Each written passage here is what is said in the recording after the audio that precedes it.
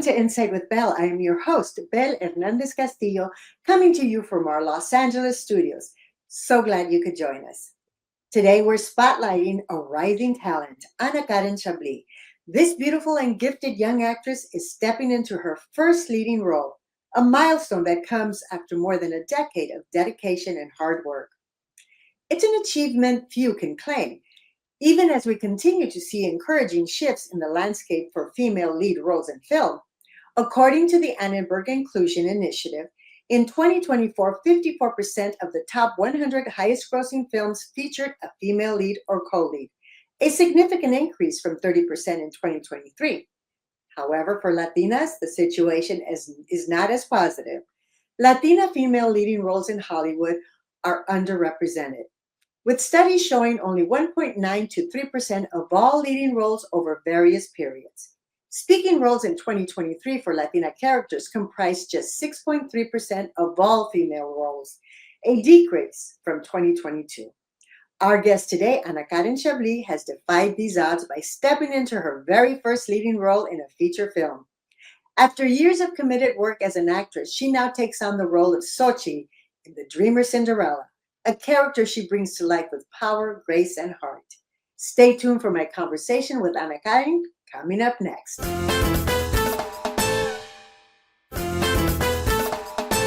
Welcome back. My guest today was born in Mexico City and moved to the U.S. at just 5 years old. As a first-generation immigrant, she credits that experience with teaching her the power of empathy and vulnerability, qualities that fueled her passion for acting and ultimately drew her to the leading role of Xochitl in the feature film The Dreamer Cinderella. It's a story that breaks down prejudice and highlights the shared humanity of an immigrant fruit stand vendor, a story of transformation. Anakaren, thank you and welcome to Insight with Bel. Hi, Bel. Well, thank you for having me. It's so good to see you. Same here. You have been very much trained in theater. Isn't that correct? That's how you started your acting journey? Yes. So, like you said, I immigrated here when I was 5, and I was very fortunate that my family moved us to Hemet. If anybody knows where Hemet is, it's a tiny little town in the Inland Empire. But even though we're out kind of in the middle of nowhere, I was very fortunate that the schools I went to had very robust theater programs. I didn't even realize how lucky I was until I graduated. But I officially started theater when I was about 11 or 12. So in 6th grade, I auditioned for our school play, which was Romeo and Juliet. We had a wonderful English and theater teacher named Mary Snow. And she was the first person, because there's a lot of people, right? It takes a village, but she was the first person that really transformed my life. I got the smallest role in the play. I got Lady Montague, who's not even in some of the versions of the play because she's so small. And how old were you at this time? I was in 6th grade, so I was 12, might have been 11. Tell me about after high school or after elementary school, because that was elementary school. So how did you get here to Hollywood? Well, fun fact, I actually never necessarily left Hemet. I still live in Hemet. I'm talking to you here in Hemet from Hemet. So after graduating high school, I studied at UCR, but I still commuted to UCR, which, it's an experience that a lot of immigrant kids or immigrant families have where you're a first generation college student, and so you can't afford to necessarily live at the college. So I commuted back and forth. I studied theater, psychology, and education. I double majored and also did a minor, while at the same time studying at studios in LA. So I was commuting from Hemet to Riverside to LA, back to Riverside for more college classes, to LA for auditions, and then back to Hemet. And so I love that I have that experience. I love having that double life, because then as an actor, we have to reflect real life experiences of people that are not in the industry. So by being in Hemet, I get to really be a part of my community. Out here, I help lead a nonprofit that helps individuals with disabilities and special needs. I was Miss Hemet 2015. Like, I'm really active in my community so that I can accurately represent the people that we then want to show on screen. And are you an only child? I'm not an only child. I have a little sister, but she does not like acting or anything like that. She likes to be out of the spotlight, but I do have a little sister. So why Hemet? Why did they choose Hemet? My mom's family has been in Hemet for decades. Her father immigrated here, I mean, decades ago now at this point. He passed away, but he's the one that kind of discovered Hemet, and then our family ended up here. But growing up in Hemet, I mean, I was surrounded by such a lovely community of support. Like I said, all those teachers that really took me under their wing. And I vividly remember being 5 years old and coming to America and then going into kindergarten at that time and not knowing one word of English. Mm. And I'm so grateful that my experience was that I was surrounded by teachers that were so supportive. And so they taught me so much. I learned English in about a year because of how much time they took to make sure I didn't fall behind and that I was welcomed into the community. So I really am thankful for Hemet and the community in Hemet for really supporting me, because it takes a village. You never do anything on your own. So many people have to come in and teach you something that then you can go on and then teach somebody else. I think your first foray into the industry was commercial, because I saw some amazing commercials. You're a natural. Your Buick has Apple CarPlay. Oh, yeah. Where do I plug in? It's wireless. Of course it's wireless. That's so you. Chicharito, no. No, Chicharito, no. Chicharito, salsa dulce en la empanada, no. Pruébalo, es un golazo. I just signed up and I got the exact Galaxy Z Flip 4 I wanted for free. They're like double phones. It feels like we got twice as much phone for free. Do they know what a steal that is? I hope they never flip and find out. That was technically not my first job. Since I always wanted to be an actor since that play I told you about. Excuse me, but is he with you? Phil? Yeah, Phil? No, he's all yours. You mean Phil is all ours? Ooh, I love your hair. Can I feel it? Oh! Don't look at me! He's even cuter. Aw. Hi there. Welcome back, Troop Dragonfly. My name is Anakaren, and this evening is a new adventure. Are you ready for a new adventure? Then let's go. Hey, where's our friend? You mean Phil the Conqueror? He's up in his room, sleeping off our wild night together. They must be talking about a different Phil. I used to go online and look up auditions, and my very first audition was for a background job on the movie McFarland with Kevin Costner. Oh, yeah. And at the time, my husband, but he was my boyfriend at the time, I had just learned how to drive. So I was like, I want to go to this audition. And so he was so sweet. He drove me the 3 hours from Hemet to LA. And he auditioned with me just to make sure, we'd never been to an audition, so he didn't know what to expect. And then I got selected to be a background person for 3 days, and I got to work with Kevin Costner.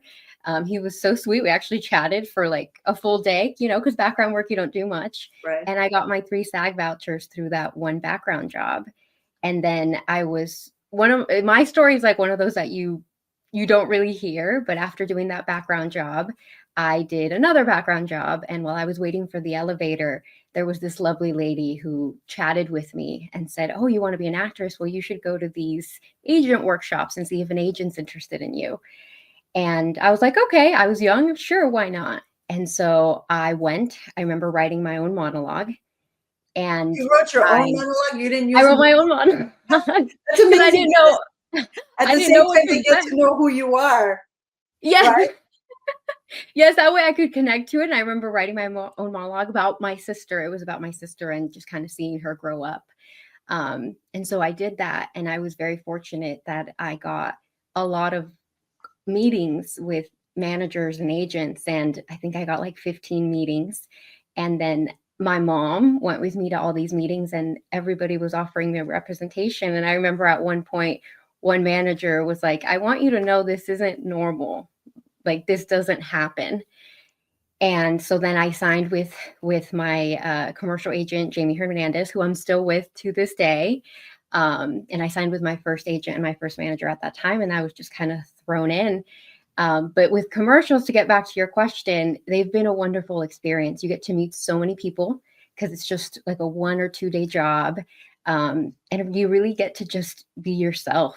And I love them. I've loved the journey. I've been very fortunate to film anywhere from 3 to 5 a year in the Latino market and the English market. And they've really been such a blessing. Yeah, and that's a great thing because you are bilingual. And going back to when they told you this isn't, usual, this isn't normal that you get so many people that are interested in representing you.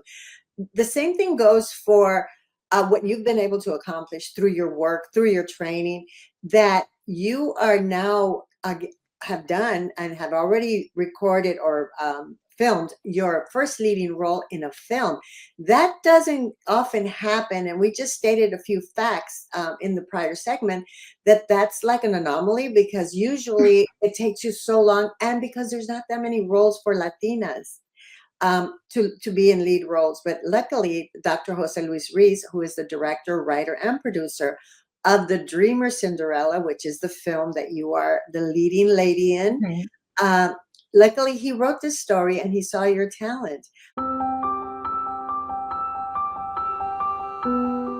I'll bet you $1 million that if you cast an unknown female lead in your next movie, Phoenix, you don't even break even.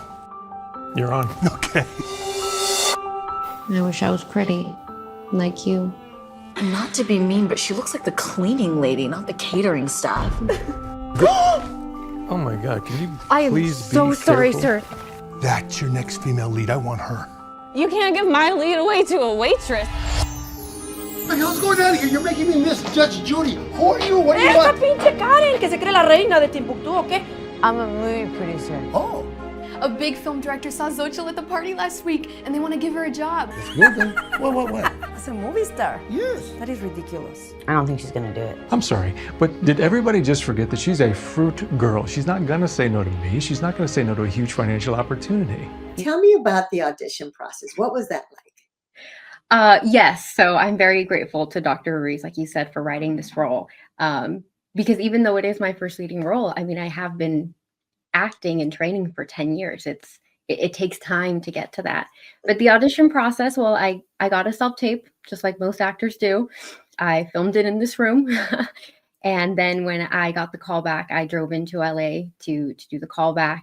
And then we had a chemistry read. I remember reading with Anthony, who plays Andrew in the film. And I got to meet some other ladies that were also auditioning for Xochitl. But the whole team, Christian, our casting director, who's also in the film, and Dr. Ruiz, Alfredo was in the room. From the moment I walked into the first callback, I just remember that feeling that this was a special project because of how warm and welcoming they were. You could tell they were working from a place of their heart, that this was a passion project for them. It wasn't just a job. They were here to do something special. And you just felt that in the room. And I remember just feeling so safe to play and to be vulnerable and to just be open. I remember not even feeling nervous because of what a special environment they created. And then after that, they offered me the role and we were filming pretty quickly. So tell us about the role. Xochitl Benavides. Tell us about who she is and the little arc of the story. Sure. So Xochitl is a fruit vendor. She is the eldest daughter to a family of immigrants, which when I first read the script, that's really what drew me to the role because that was me, right? The oldest daughter with literally a younger sister. And so her family immigrates to America. And unfortunately, her parents are no longer with her without giving too much away. And so she makes it her life goal to provide for her younger sister. She sacrifices everything to be able to provide for her sister's education. Her sister wants to be a lawyer. And so she sells fruit to make ends meet, to provide for her sister, and finds herself with a very unexpected opportunity. So she is DACA. And so explain to, because you're a fruit vendor. So like you're here in the US, but you're selling fruit and DACA has something to do with that. So tell us about that dynamic. Yes. So Xochitl, as part of her immigrant experience is that she's a dreamer. She is DACA. And I can't give too much away because of the film, but that means that means she's very limited in her work opportunities because of a previous incident where well, you're limited in your opportunities. You can't go and apply for a job at a corporation, correct? Because of DACA. In her situation, she can't. In her situation, she can't because of something that happened in the past that wasn't fair. Somebody was untruthful about a situation that then limited her opportunities when in reality she did nothing wrong. And that's one of the most important parts of the story. And so this is right now all that she can do is to sell fruit. But she does it with honor, she does it with integrity, and she does it with kindness, which I think was very important for Dr. Ruiz, because he really wanted to represent this community that sort of lives in the fringes of society. We know they're there, we love to buy their fruit, but then we just kind of ignore them. Right. And with Xochitl, he's showing these are people who have a heart, who have dreams, who have a family, and they're doing this with a lot of respect and integrity. And so in the movie, she's granted this unexpected opportunity to be an actress. She's thrown into this world that is not like her own. And what I admire so much about Xochitl is, even though it's uncomfortable and even though it's difficult for her, she knows this is an opportunity that her parents would have wanted her to take. It's an opportunity that not many people are granted. And she leads with her heart and she leads with her honor. She doesn't let the world around her change her for the negative. She stays true to who she is while still learning from those around her. And just to let people in, it's a rom-com. How many times have we seen a fruit vendor young lady in a rom-com? So to me, this is what's amazing about the story, and it's a beautiful story. It's so heartfelt, and I love that you're playing the lead. So as the lead, Anakaren, tell us like the switch from being that young girl that had that background role in the Kevin Costner's McFarlane to being the lead in a movie. What is the big stretch there, and what have you learned, and what are the big major differences? You know, to me, there wasn't a major difference. And the reason why, going back to that very, very, very first role I told you about, Lady Montague and Romeo and Juliet, the 2 lines I had in 6th grade, what my teachers, Mary Snow, Ron Murray, Diana Murray, and even Mr. and Mrs. Sherlin later on taught me is no matter what role you get, it's as equally important as the lead. You have to work just as hard. You have to create as much of a background story. You have to show up with as much work ethic. And by really taking every role, whether it's a commercial where I'm just selling a product, to the lead, if you show up with that same work ethic, nothing is going to feel uncomfortable. Nothing's going to feel scary because you know how to show up with your work. Mm-hmm. And I've also been very fortunate in LA to have teachers that helped me transition from theater to film. I credit the Annie Grinley studio, Carla Rosati. She also taught that the actors that we know that are great are always working on their craft, even if they're not auditioning or if they're not filming something, then they're going to read books or they're going to find sides, find a monologue, and they're going to put it on tape at home. By constantly working on your craft, you will be ready for whatever lead comes your way. And you sure were ready. And I guess the one difference might be that you're definitely working a lot more in front of the camera. I mean, that's a lot of work to be. Yes. Yes. Yes. And also, I wanted to look at some of the characters in your film, because you live in a little area, well, apartments, and your neighbors. There's like a chismosa neighbor, and there's also comedic moments because you have Paul Rodriguez, who is also your neighbor. Look, Xochitl, one thing, if you're gonna be in the movies, please do not play a maid. Mexicans are always cleaning up. Enough with that. What do you want? ¡Esa pinche Karen que se cree la reina de Timbuktu, ¿o qué? I'm a movie producer. Oh. Que ya ni siquiera saludas, que ya te crees que eres la estrella de cine, ¿o qué? Doña Flaca, why are you always like this? Because you act like you're better than us. And those things really kind of like brighten up the movie because, you know, some of it is a little heavy. Some of it is, I mean, it's got it all. It does. The Hollywood vibe, the good and the bad. You know, you find in the bad, you find some friends that are angels to you. And then Mhm. I really like the cast. It's very varied. It's got, like I said, comedic moments, and it's got some harrowing moments where, we won't tell the whole story, but Yes. you can imagine. So tell me, what are the highlights of being in this film? Well, I think you just kinda said it was working with this cast. I mean, we had such a diverse group of people, and I think, like you said, we have Tara Reid, Paul Johansson, Riley Rodriguez. We had so many wonderful people in this film, and it really represented the film even in the background because we had 2 cultures come together to make something. And everybody who wasn't Latino, like Tara, they came on set so excited to tell the story and also to get to know our culture a little bit more, and we were so happy to share it with them.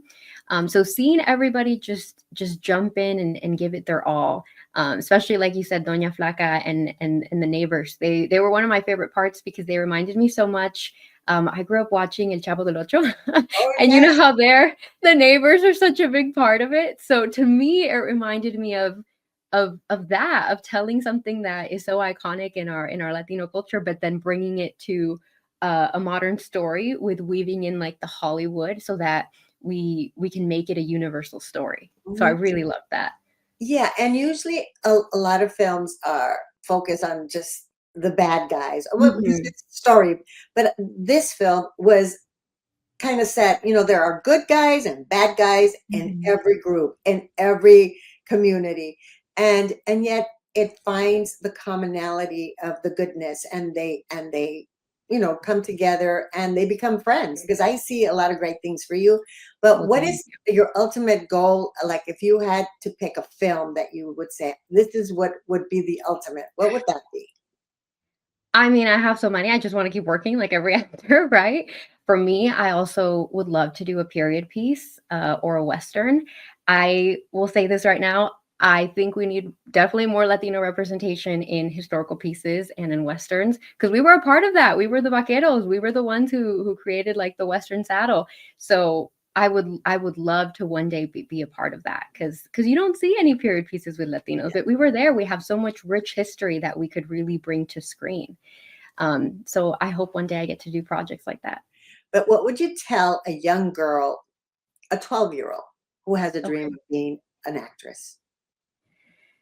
I would tell them to learn any opportunity you get to learn anything, even if it seems like it has nothing to do with acting, to take it.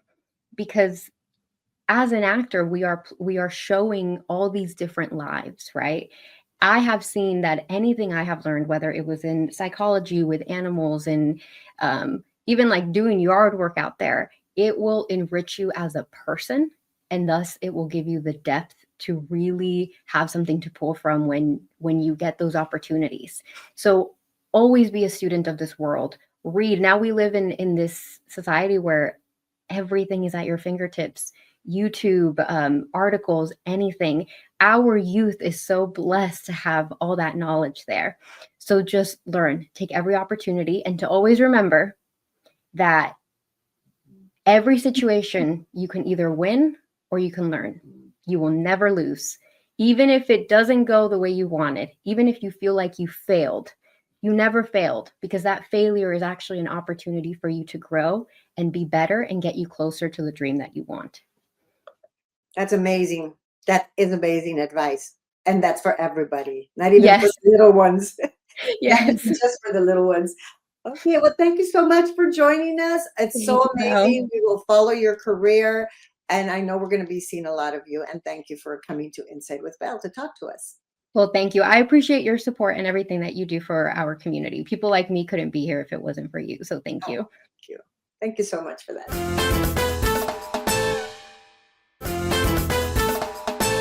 Thank you, Anakaren, for sharing such an important milestone in your career with us today. One of the reasons the Dreamer Cinderella resonated so deeply with me is because it tells a story we rarely see. An immigrant family torn apart, not criminals, but human beings, caught in a system that often misunderstands them. And it's important to remember the facts. According to the ACLU, simply being present in the United States without documentation is not a crime. Even the U.S. House of Representatives rejected H.R. 4437, a bill that attempted to criminalize undocumented persons. Immigration is a complex issue with many sides, yet the narrative is too often shaped and sometimes distorted by the media. These perceptions often came from the negative roles Hollywood created. The portrayals created a distorted image that ignored the richness, diversity, and contributions of our community. But change came when independent Latino filmmakers took storytelling into their own hands. Films like Raíces de Sangre by Jesus Treviño, El Norte by Gregory Nava, and El Mariachi by Robert Rodriguez helped redefine our presence on the screen. These projects paved the way for films like The Dreamer Cinderella, stories that open hearts, challenge outdated narratives, and remind us that dignity and humanity belong to everyone. That's our show for today. Don't forget to follow us on INSIGHT with Bel and watch our previous episodes on YouTube at Latin TV. Until next time.